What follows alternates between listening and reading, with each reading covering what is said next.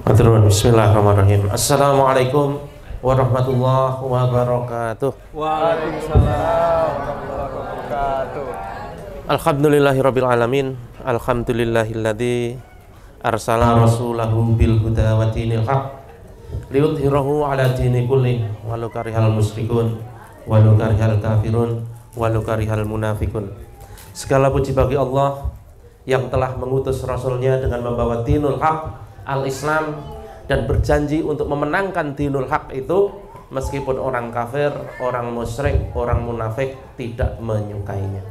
Asyhadu alla ilaha illallah wa asyhadu anna Muhammadar Rasulullah. Allahumma shalli ala sayyidina Muhammad kana shadiqal wa'di wa kana rasulan nabiyya. Salawat dan salam kita sampaikan kepada kekasih kita, suri toladan kita, junjungan kita, Nabi Agung Muhammad sallallahu alaihi wasallam, Nabi akhir zaman sampai kiamat nanti yang syariatnya wajib diikuti oleh seluruh umat manusia, apapun rasnya, apapun bangsanya. Baik, teman-teman yang dirahmati Allah, alhamdulillah kita bisa berkumpul pagi ini membahas tentang nativisasi yang ditemani sama Mas Niko, yang data-datanya luar biasa banyak. Saya lihat beliau itu sangat rajin mengumpulkan data. Kalau saya tidak. Tapi saya itu bisanya apa? Melihat perspektif. Kalau detail data itu jujur saya kurang. Nanti makanya kalau sama Mas Niko nanti akan dilengkapi sama Mas Niko.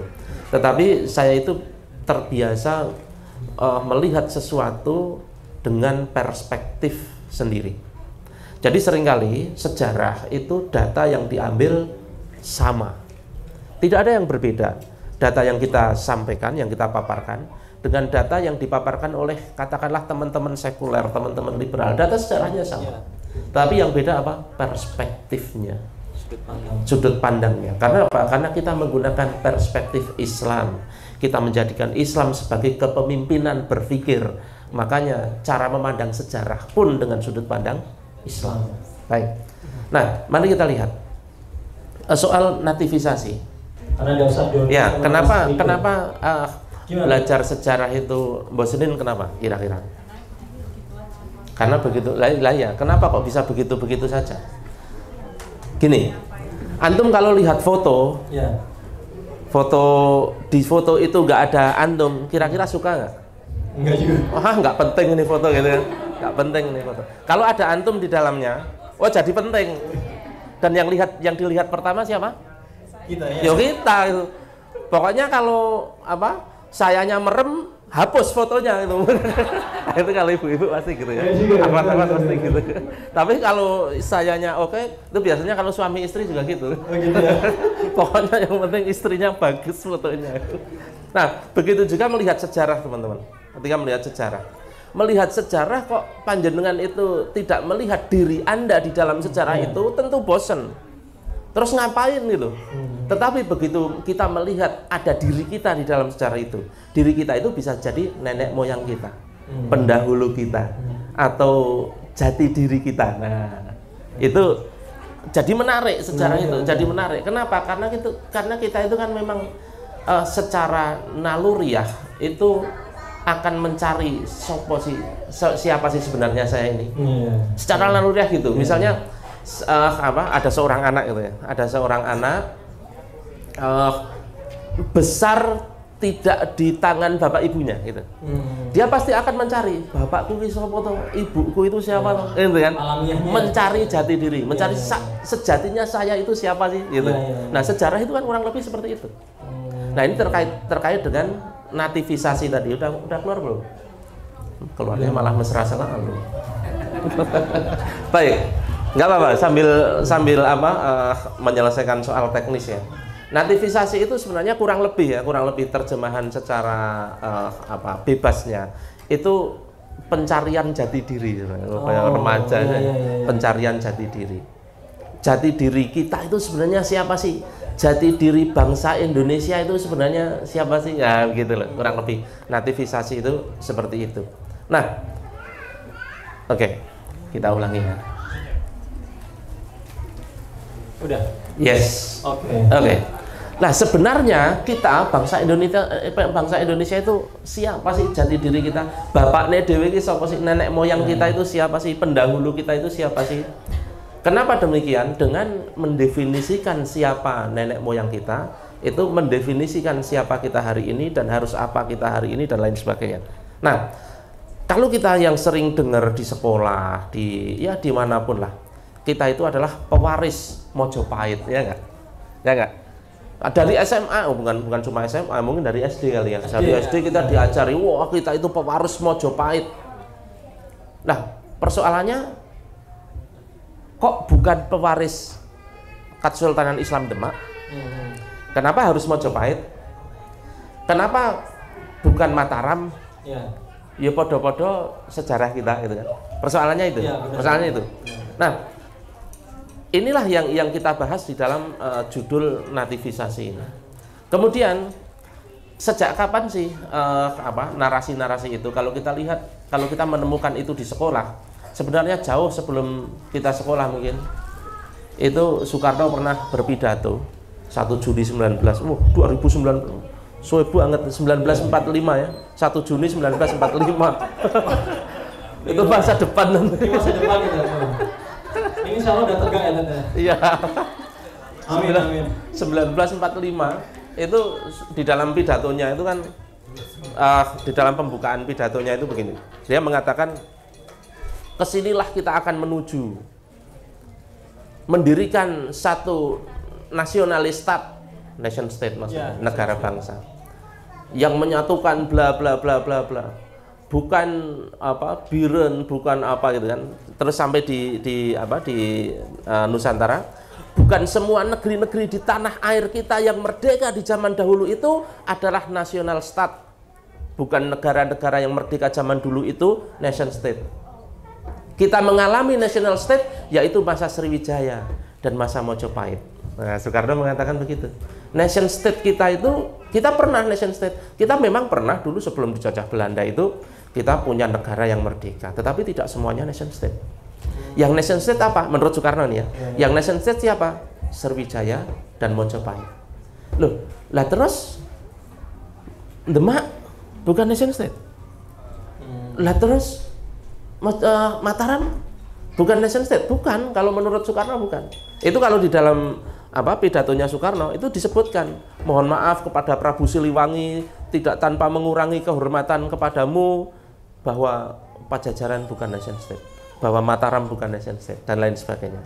Nah, berarti pendefinisian bahwa kita itu adalah pewaris Mojopahit itu ya memang sejak itu. Tapi kalau di video tadi itu sejak lama lagi, sejak sebelum Soekarno lagi. Nah, mari kita lihat. Sebenarnya apa sih yang menjadi pertimbangan bahwa Majapahit itu adalah nenek moyang kita? Pertimbangannya apa? Apakah pertimbangan geografis? Kan kalau Demak kan seperti ini ya. Wah, kalau Demak itu tidak semua, tidak mencakup seluruh Indonesia yang kita kenal sekarang. Maka yang muncul yang seperti sekarang itu Majapahit gitu kan. Kalau memang kita itu secara geografis ya, bahwa kita pewaris Majapahit itu pertimbangannya adalah secara geografis, harusnya Jakarta tidak masuk bagian dari Indonesia. Karena sudah tidak bagian dari Mojopahit. Lihat toh? Harusnya Mas Niko bukan orang Indonesia. WNA ya? Oh iya, WNA. Oh, bukan Majapahit dulunya. Berarti apa? Apakah masalah geografis?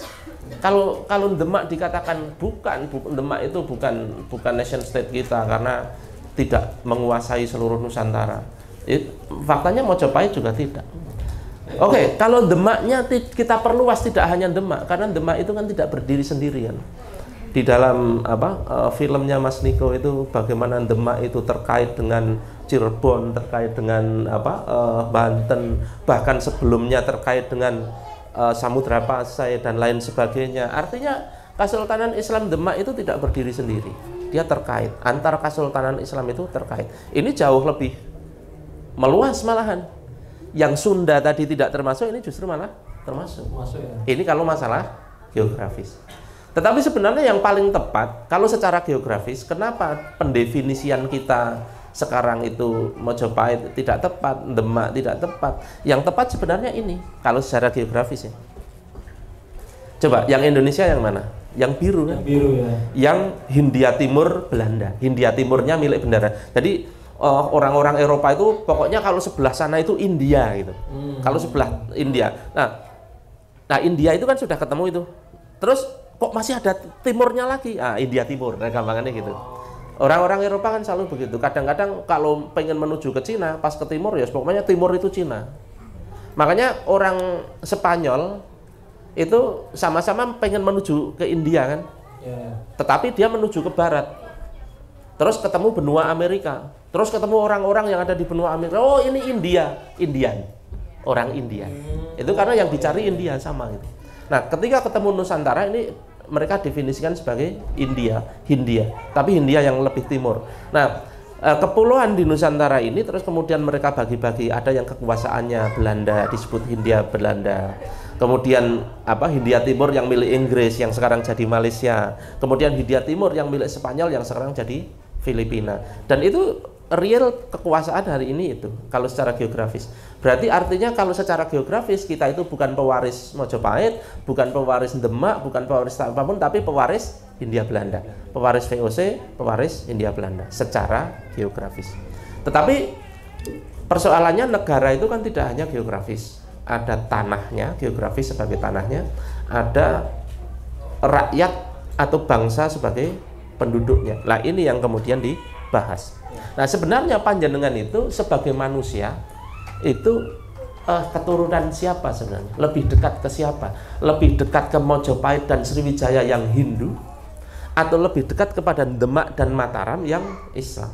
Kalau di dalam narasinya Soekarno, Majapahit dan Sriwijaya lah yang nation state, negara bangsa. Itulah yang didefinisikan sebagai kita. Itulah yang didefinisikan sebagai Indonesia. Sementara Demak dan Mataram bukan nation state, bukan negara bangsa, bukan kita, bukan Indonesia. Menurut jenengan benar atau salah? Menurut jenengan benar atau salah? Demak dan Mataram nation state atau bukan? Nation state itu definisinya apa sih? Nation state definisinya apa? Negara punya pemerintahan sendiri. Oke, ada lagi? Ada lagi yang Iwan? Definisi nation state itu apa? Ya? Batasan wilayah, apa lagi? Senasib. Nation itu artinya apa? State itu negara. Kalau nation bangsa. State negara. Nation state negara bangsa. Jadi negara yang berbatas pada bangsa. Negara yang dibatasi oleh bangsa, kekuasaannya itu berbatas pada bangsa. Berarti nation state itu negara bangsa. Nah sekarang kita lihat Demak dan Mataram itu negara bangsa atau bukan? Enggak, bukan. Negara Islam. Ya kan Islam dong. Iya. Pendefinisiannya bukan bangsa memang, tetapi apa? Agama. Ya. Kalau Sriwijaya dan Majapahit? Enggak juga ternyata. Agama juga. Iya, agama juga. Ya. Ternyata enggak juga. Lah berarti dari mana konsep negara bangsa ini? Dibawa ke Majapahit juga bukan, dibawa ke Demak dan Mataram juga bukan. Dari mana Soekarno mendapatkan pemahaman tersebut? Nah sebenarnya kalau kita lihat dari video pembukaan tadi, arkeologi wacana nasionalisme, nation state dan nasionalisme itu kan kayak ini ya. Nation state itu nanti bentuk negaranya. Nasionalisme itu pemahamannya, filosofi dasarnya. Nah, dari mana nasionalisme itu muncul? Apakah dulu para pendahulu kita itu berpegang pada nasionalisme, berpegang pada perjuangan kebangsaan? Misalnya begini, apakah Sultan Agung itu berjuang berdasarkan kebangsaan? Enggak juga. Apakah Diponegoro itu berjuang berdasarkan kebangsaan? Enggak juga. Perjuangannya berdasarkan apa? Islam, berdasarkan jihad Islam, ya, gitu ya. Benar. Sementara Majapahit, ya kurang lebih sama bersama. Iya sama aja tetap. Nah sebenarnya datangnya dari mana? Nasionalisme itu datangnya dari mana? Nah kalau kita lihat wacana nasionalisme kalau di dalam istilahnya Foucault itu punya sebuah semacam teori ya, namanya arkeologi pengetahuan. Jadi arkeologi itu kan biasanya arkeologi fisik loh, arkeologi untuk menggali bekas-bekas candi dan lain sebagainya. Tetapi Foucault juga kadang ada yang perlu dilakukan untuk menggali pengetahuan, arkeologi pengetahuan. Kalau yang dilakukan Foucault ini melenceng dikit ya. Kalau yang dilakukan Foucault itu arkeologi kedokteran, arkeologi klinik, mencari dari bagaimana sih kemunculan ilmu kedokteran. Terus di dalamnya ada ekses apa selain masalah biologis, selain masalah fisik. Ternyata ada masalah sosial di dalam kedokteran. Nah, berarti juga sama dengan nasionalisme. Nasionalisme itu perlu dibongkar. Ada arkeologi wacana nasionalisme. Datangnya dari mana sih nasionalisme? Nah, wacana nasionalisme itu kita baru dengar pertama itu setelah politik etis. Sebelumnya tidak ada. Politik etis itu apa? Ketika Belanda, si penjajah itu memberi pendidikan kepada orang yang dijajah, memberi pendidikan kepada orang-orang Nusantara ini, pribumi Nusantara ini. Nah, terus kemudian muncullah nasionalisme. Buktinya apa? Dari situlah muncul John Java, John Sumatera, terus kemudian John Indonesia, terus kebangkitan nasional. Itu startnya dari mana? Startnya setelah pribumi dididik oleh Belanda melalui politik etis. Politik etis itu nanti ada 3. Ada pengairan, ada irigasi, transmigrasi, edukasi. Irigasi itu membuat bendungan dan lain sebagainya, itu nggak penting. Transmigrasi juga sebenarnya cuma untuk memenuhi kebutuhan tenaga kerja di luar Jawa, itu juga nggak penting. Yang paling penting edukasi, pendidikan dari penjajah kepada yang dijajah. Nah, ini kan luar biasa. Nah, ini sekali lagi soal perspektif. Di dalam perspektif sekolah yang panjenengan ikuti sejak dulu, hasil dari politik balas budi, edukasi dalam politik balas budi itu baik atau buruk hasilnya? Baik kalau di dalam kurikulumnya, baik. Memunculkan apa? Memunculkan nasionalisme. Dulu kita itu berjuang secara kesukuan. Setelah dididik oleh politik etis itu, melakukan edukasi politik etis itu, muncullah nasionalisme. Nasionalisme itulah yang menyatukan kesukuan itu. Narasinya begitu. Nah, sekarang pertanyaannya, betulkah dulu itu kita itu kesukuan? Betulkah sebelum nasionalisme itu dulu kita kesukuan? Betul? Enggak juga. Enggak juga, Pak. Kata siapa kita kesukuan? Benar. Lawang nanti tanya Mas Niko. Ketika Kesultanan Islam di Aceh itu diserang oleh Portugis, yang membela siapa? Turki Utsmani. Kesukuannya dari mana coba? Hubungannya apa antara Kesultanan Islam di Aceh sama Turki Utsmani? Hubungannya apa coba? Hubungan akidah. Hubungan akidah itu bukan hubungan kesukuan. Jadi bahwa kita itu dulu itu pengikatnya kesukuan itu nonsen, salah. Pengikatnya apa? Akidah. Kita diikat oleh akidah. Nah, sejak itunya saja sudah salah. Sejak pendefinisian bahwa dulu kita kesukuan, kita nggak pernah kesukuan.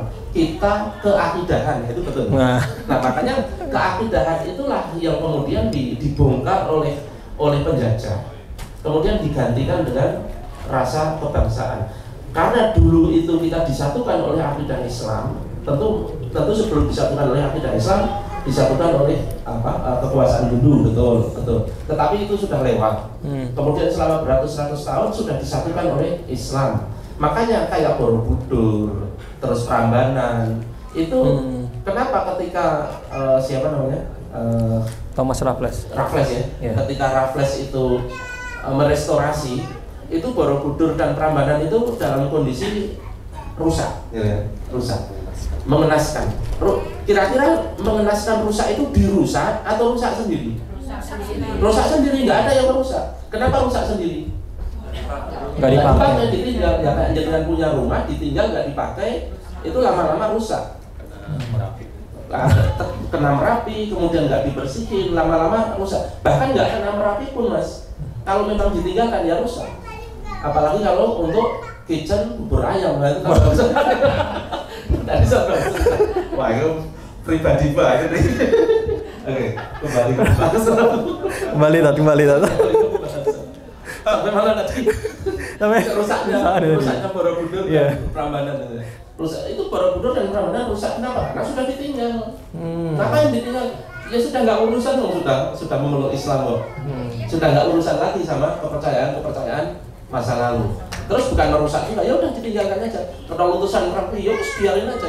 Makanya kondisinya seperti itu. Nah, datanglah Raffles. Wah, ini peninggalan luar biasa ditandani di megahkan lagi ya, sampai bertahun-tahun sih, sampai Indonesia merdeka itu juga masih proses perbaikan. Nah, persoalannya ngapain sih Raffles repot-repot mendirikan kembali Borobudur yang sudah tumbang tadi? Ngapain repot-repot Raffles mendirikan kembali Prambanan yang sudah rusak itu? Wah, menarik nih. Nah, ini reaktualisasi Hinduisme dan Buddhaisme yang sudah lama ditinggalkan. Jadi Hinduisme dan Buddhaisme yang sudah lama ditinggalkan itu dibangkitkan kembali memorinya dengan peninggalan-peninggalan yang luar biasa itu. Wah, Anda itu bangsa besar loh Bung, Anda itu pewaris Mojopahit, Anda itu pewaris Sriwijaya, itu peninggalannya masih besar. Oh, dibangun lagi biar muncul kebanggaan masa lalu. Reaktualisasi Hinduisme dan Buddhaisme. Pertanyaannya, mengapa harus direaktualisasi Hinduisme dan Buddhaisme itu? Ya. Nah, kuncinya di sini. Pertama, bagi penjajah Islam itu adalah sumber masalah. Islam itu sumber masalah, benar-benar sumber masalah, dan banyak sekali masalah yang muncul dari Islam bagi penjajah. Apa yang pertama? Jihad, itu jelas. Ruh jihad, ruh perlawanan yang tidak terkalahkan. Sekarang bagaimana bisa mengalahkan orang yang di dalamnya ruh jihad? Mati yo menang, menang yo menang. Repot ngurusi orang kayak gitu itu. Ngeri ya Tata. Skadron. Dasar skadron. Kado semua nih berarti Tata. Gitu ya. Itu repot bener ngurusi orang seperti itu. Nah dia nggak takut mati kok. Wong mati itu justru impian dia. Kan repot ngurusi orang gitu. Nah ini jadi masalah tersendiri. Ruh jihad ini menjadi masalah tersendiri. Maka bagaimana caranya biar ruh jihad itu hilang? Ya dihilangkan Islamnya, dicarikan pendefinisian diri yang lain. Ini reaktualisasi tadi. Atau jati diri keislamannya itu digeser. Klik. Nah digeser dikit aja udah berubahnya luar biasa. Oke, masalah lain yang ditimbulkan oleh keislaman bagi penjajah. Ini yang kita sebutkan tadi. Kita hidup kesultanan Islam itu sebenarnya tidak berdiri sendiri. Kalaupun tidak bisa dikatakan sebagai sebuah negara yang bersatu di dalam seperti yang kita bayangkan sekarang, tetapi kalau kita bayangkan bisa saja semacam fasal-fasal. Bahwa kesultanan Islam itu jelas tidak terpisah dari kekhilafan Islam yang waktu itu masih ada di Turki Utsmani. Nah ini ahlinya Mas Niko nanti soal data-data validnya biar urusan dia. Saya nggak ngurusin gampang-gampang.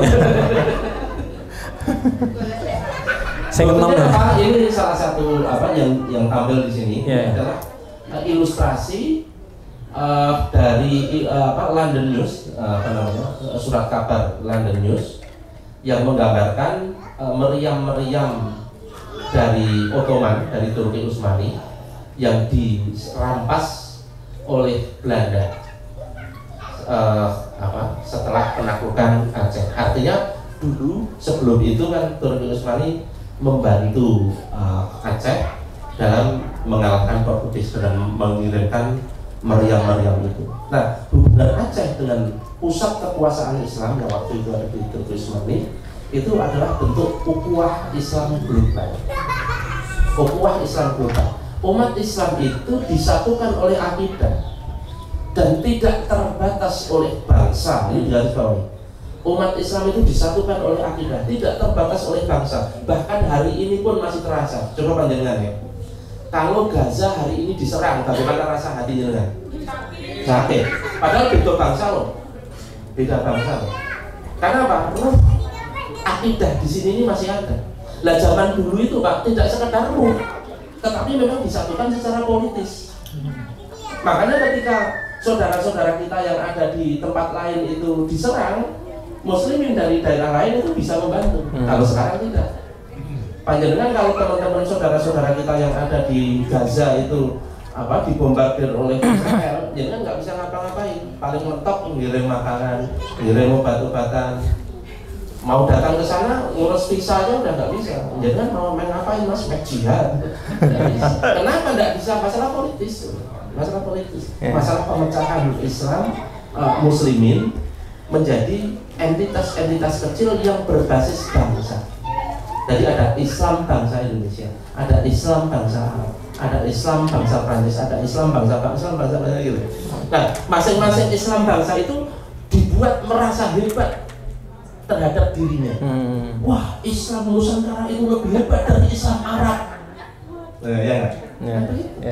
Nanti orang Islam Arabnya sudah dididik sama Islam Arab itu lebih luar biasa dari Islam Nusantara misalnya. Nanti sama seperti itu.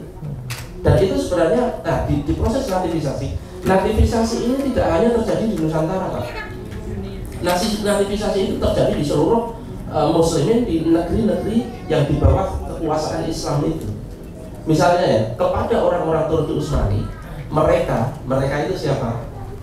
Yang disebut di video tadi, orang-orang Freemason. Mereka mengatakan pada Turki, kalian itu pewaris Mongol. Kalian itu sejak dulu itu memang bangsa besar, bangsa yang hebat. Anda itu hebat bukan karena Islam. Justru dengan Islam inilah mereka capek, kalian capek untuk melindungi negeri-negeri yang lain. Udah, nggak usah ngurusi Islam, ngurusi bangsa kalian sendiri. Nanti kepada muslimin yang ada di Mesir juga dikatakan sama. Kalian itu bangsa yang besar, pewaris Fir'aun yang peradabannya itu beratus-ratus tahun. Anda itu tidak besar karena Islam. Begitu juga kepada kalian itu pewaris Nabi yang ada di Arab, kok kemudian dipimpin oleh khalifah yang ada di Turki Utsmani. Kalian itu bagaimana? Terus didorong untuk melakukan kudeta, melakukan buat dan lain sebagainya.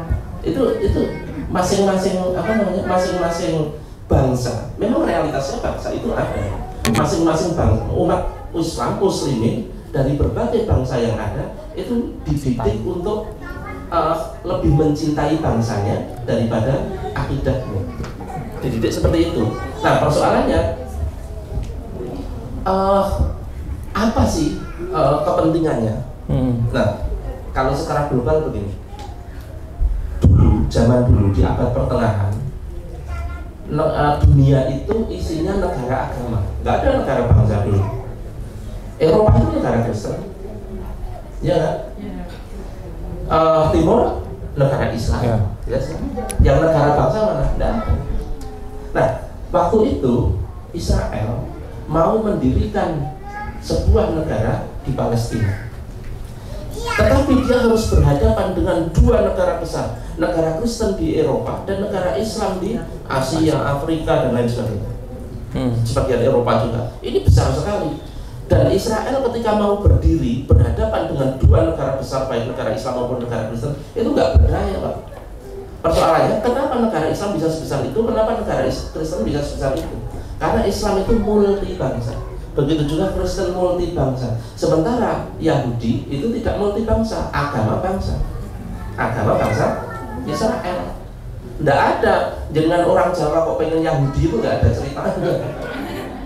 Ya, sampai mati pun jangan tidak bisa Yahudi. Yahudi itu ya hanya keturunan Israel. Nah sekarang ada negara Islam berdiri, ada negara Kristen berdiri. Mereka akan mendirikan negara Yahudi, negara Israel yang basisnya bangsa, yang tidak bisa sebesar negara Islam yang multi bangsa, yang tidak sebesar negara Kristen yang multi bangsa. Karena itu apa?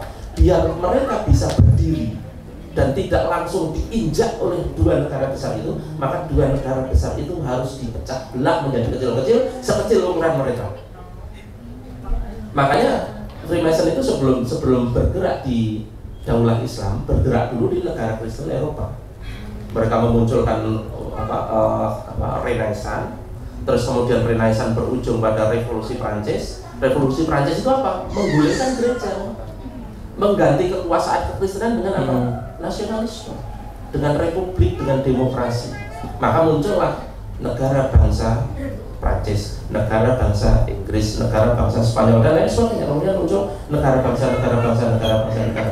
Setelah selesai dengan Eropa, kemudian mereka gantian.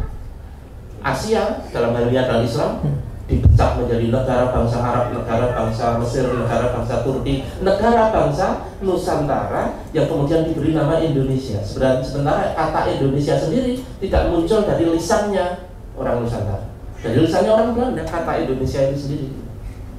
Kalau Majapahit itu ya lisannya mereka, Demak itu lisannya mereka. Tapi kalau Indonesia itu dari lisannya penjajah. Nah, kemudian muncul itu. Nah, sekarang setelah semua negara, bukan semua, sebagian besar negara di seluruh dunia itu berbasis bangsa, seperti halnya Yahudi yang juga berbasis bangsa, maka ukurannya tidak lebih besar dari negara Israel. Kecil. Setelah kecil dipecah belah. Arab Saudi dipecah belah dengan Turki dipecah belah dengan Mesir, dipecah belah. Sudah gitu di dalam termasuk dipecah belah dengan Nusantara. Setelah itu di dalam negerinya juga dipecah belah. Sama-sama Indonesia dipecah belah pakai NU dan Muhammadiyah misalnya. Dipecah belah pakai bid'ah dan tidak bid'ah misalnya gitu kan. Ustadz Sunnah dan Ustadz Ajib misalnya begitu dipecah belah. Tapi stand up comedy lagi. Ya, kenapa dipecah belah persoalannya? Kenapa dipecah belah? Ya, ketika dipecah belah itu kita menjadi lemah. Ketika dipecah belah menjadi lemah. Makanya ketika kemarin ada sebuah gerakan yang menyatukan berbagai macam orang, ada usaha untuk memecah belah. Dan ya Allah, jangan sampai benar-benar kita kemudian benar-benar terpecah belah. Mari kita bersatu kembali seperti kemarin. Lelah berpisah. Oke, lanjut.